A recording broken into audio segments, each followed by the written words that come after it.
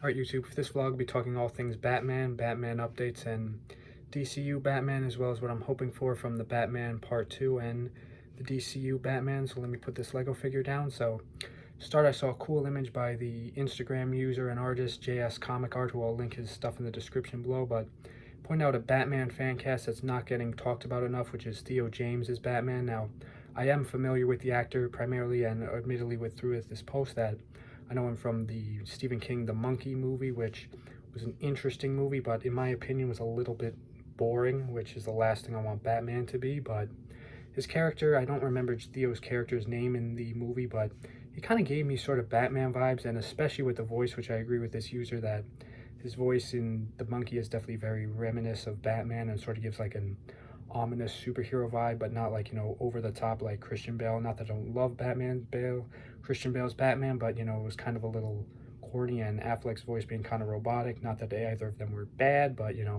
voice is not neither of those voices would be my ideal Batman voice, but I think sort of whatever the vibe of this movie and the monkey voice is, that there will be a good Batman voice. And choking on my words, so let me go get my thoughts together better. So when it comes to the Batman Part 2, it's a separate Batman universe, which we all know Reeves and the James Gunn DCU are separate, but I'm really excited for the Batman Part 2 because Sebastian Stan has finally been confirmed as Harvey Dent Two-Face in this movie, and his character's father, Christopher Dent, is going to be in the movie, which I'm really excited to see the Dent family, as well as Scarlett Johansson as Harvey Dent's wife, which is going to be cool as well. I was kind of hoping she would be one of the Phantasm style characters or Poison Ivy, but no complaints with her being a more grounded Harvey Dent wife character. And admittedly, I don't know Harvey Dent's wife's name, which is kind of embarrassing on my end, but I also know and hope that we still get another villain outside of Two-Face, but I'm not 100% sure Two-Face is even going to be the villain, or if he'll sort of be like an anti-hero character or a fallen hero to a villain, or even just a straight up hero and ally to Batman for the beginning.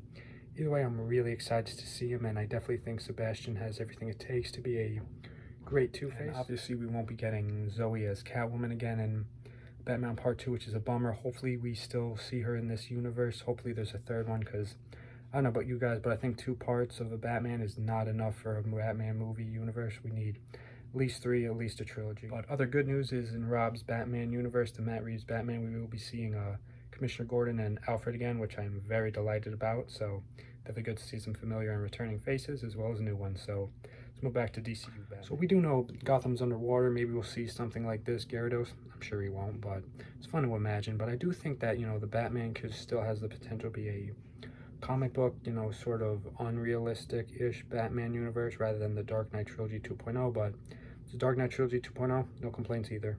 So back to the DCU Batman, I do think Theo would be a cool Batman because his character in The Monkey kind of gives me Bruce Wayne vibes, and he also has a son in that movie who, is not entirely in his custody, which could be a good arc for Batman the Brave and the Bold, because I'm guessing we're getting Damian Wayne, and that Batman will not be a starter Batman, like he'll be a little bit along the years. And yes, that is me turning my books in the bottom of this page because I want to show off drawing quickly, because Jones Beach vlogs are not complete without drawing, so enjoy this drawing real quick. So if there's one thing I definitely want to see DCU Batman, and there's one thing I could separate them, it's definitely the fighting skills, because although I do love the Batman Part 1, it was not the most action-packed movie, but that could change with this. And it's a Pokemon drawing, but what I would love to see a character sort of like this in Batman the Brave and the Bold with swords, and Batman obviously doesn't usually use swords, but there's the gauntlets with the spikes as we saw in Batman Begins too. Cool throwback. If it's gonna be like the 25 years since then, he can break the swords with his gauntlets. But